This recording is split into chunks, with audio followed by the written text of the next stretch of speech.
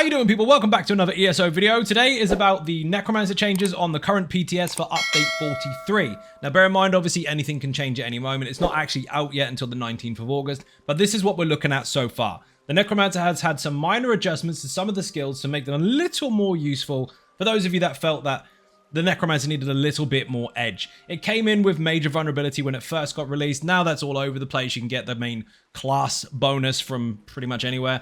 And so they decided to kind of add a few extra perks and bonuses along the way to make us feel a little bit more useful, whether it be for ourselves or other people. So we'll start off with the ones from the Gravelord skill line. I know I haven't put any stats into this character, it's irrelevant. The stats are irrelevant, it's not a build. So before anyone goes, what build are you using? It's not a build, okay? Calm yourself. Right, so Gravelord Sacrifice, you know, Blast Bones or not Blast Bones. Specifically, the one that actually gives you a buff. So the regular Blast Bones is going to act as it normally does. There's no extra changes to that, but the other one that doesn't fire a skeleton at the target, you know, the one you cast and it gives you a 20-second worth of increased damage of class abilities and damage over time effects. And if you use Flame Skull, the third one makes things go bang and then drops a corpse.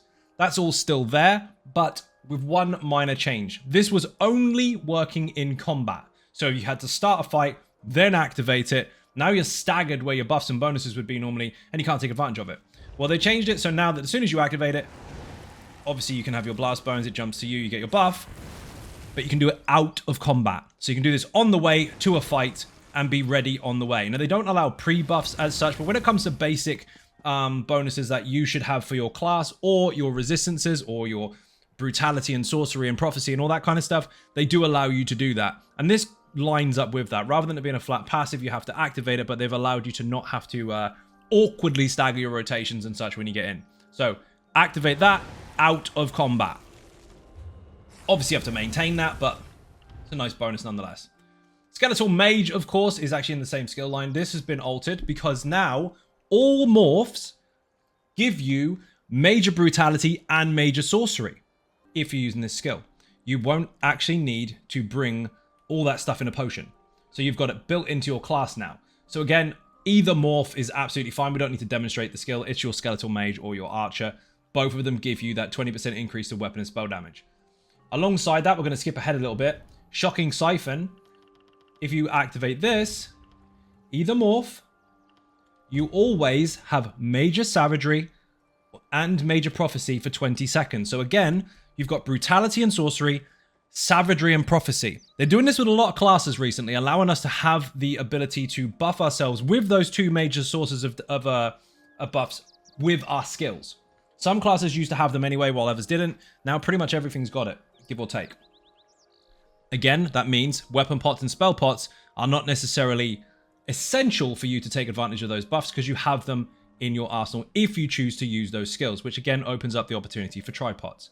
Bear in mind with the hybridization pass and the 3-year combat pass from their roadmap that they laid out a few years ago, the only things really left to mess with is potions and food. And with them adding savagery, prophecy, brutality, and sorcery to pretty much all classes in some way or another, while it does kind of pigeonhole you into specific skills, it does take advantage of ones that you are most likely to use, and it does allow for the potion requirements to kind of squash down a bit. So this could be a prerequisite to their next stage where potions and food is altered, and we might be seeing a lot less potions or a lot less of the same old stuff. We might see some new stuff, but we'll see.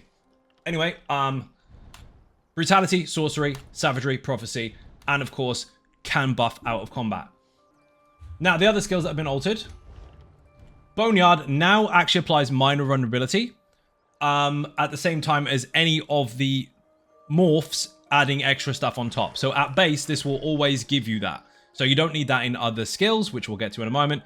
Minor vulnerability is always there, and that's an area of affectability too. So as soon as you put this down on the ground, anything inside of it is going to be affected and everyone will do 5% more damage. Really, really handy buff to have. Again, most classes now have that, or at least the viable ones do. And you can apply it from other sources anyway, like Concussion. Now, Bone Totem has been altered. Now, applying this on any morph will actually apply Major Cowardice, which reduces the weapon and spell damage of the enemies by 430. That is actually quite an impactful debuff. But at the same time, Agony has been altered so that the synergy no longer applies vulnerability, because instead that comes with the Boneyard skill. So that's been taken from that, but we've got major cowardice at the same time. So yeah, really decent debuff there. Now we've got bone armor, which has been altered.